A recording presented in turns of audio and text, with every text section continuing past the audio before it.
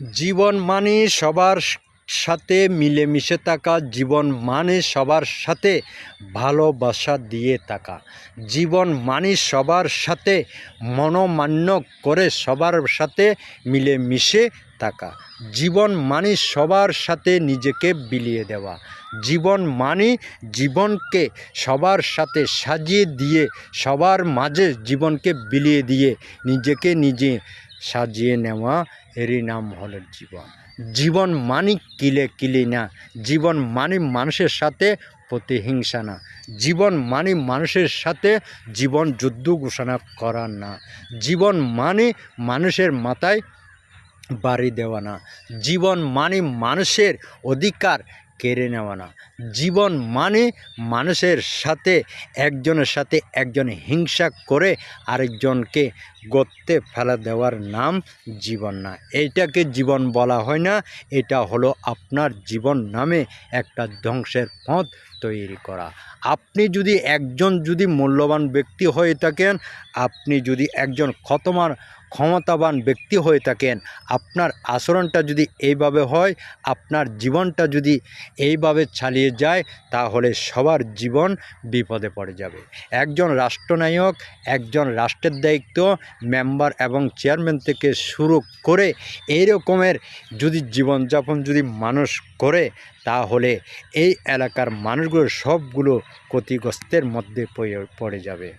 জীবনকে সাজিয়ে তোলার দায়িত্ব হলো একমাত্র সমাজসেবক যারা আছে তাদের মধ্যে দিয়ে জীবনকে সাজিয়ে তুলতে হবে। একজন সমাজসেবক মেম্বার থেকে শুরু করে প্রধান পর্যন্ত তারা যদি জীবনকে এবং সাজিয়ে তুলতে না পারে, প্রতিটা জীবনকে যদি তারা সাজিয়ে তুলতে না পারে, তারা কিন্তু রবের কাছে একদিন না একদিন জবাবদিহি করতে হবে। কারণ তারা রবের পক্ষ থেকে তারা দায়িত্ব নিয়েছে। কারণ মেম্বার থেকে শুরু করে তারা জনগণের রায় নিয়ে দায়িত্ব নিয়েছে। এই দায়িত্ববান লোকগুলো যতক্ষণ পর্যন্ত সমাজের শান্তি ফিরিয়ে আনতে পারবে না, এই অশান্তির কারণের জবাব তাদেরকে দিতে হবে।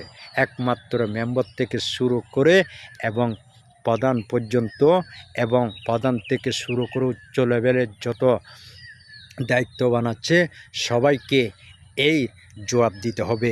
কেন এই সমাজটা নষ্ট হলো, এই নষ্ট পিছনে কি ছিল, এই নষ্টে থাকা মানুষগুলোকে আপনারা দায়িত্বশীল ব্যক্তি হয়ে কেন ছেড়ে দিয়েছেন, এবং তাদেরকে কেন আপনারা এই বিচারের আওতায় আনেন নাই, এবং তাদেরকে কখনো আপনারা সজাগ করেন নাই, তাহলে আপনারাই এরই জবাব আপনাকেই দিতে হবে।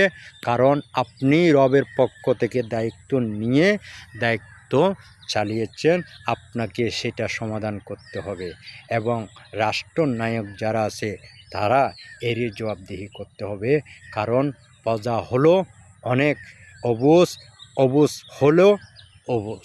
এই শিশুগুলোকে, এই অবুঝ মানে শিশু রাষ্ট্রনায়ক যারা ছিল, তারা কিন্তু এরই মাঝে তাদেরকে বুঝে শুনে এই সমাজকে সুন্দর করার দায়িত্ব হলো যারা দায়িত্ব নিয়েছে তাদের। তারা আমার এইখানে যদি কোনো ভুল থাকে ক্ষমা করবেন।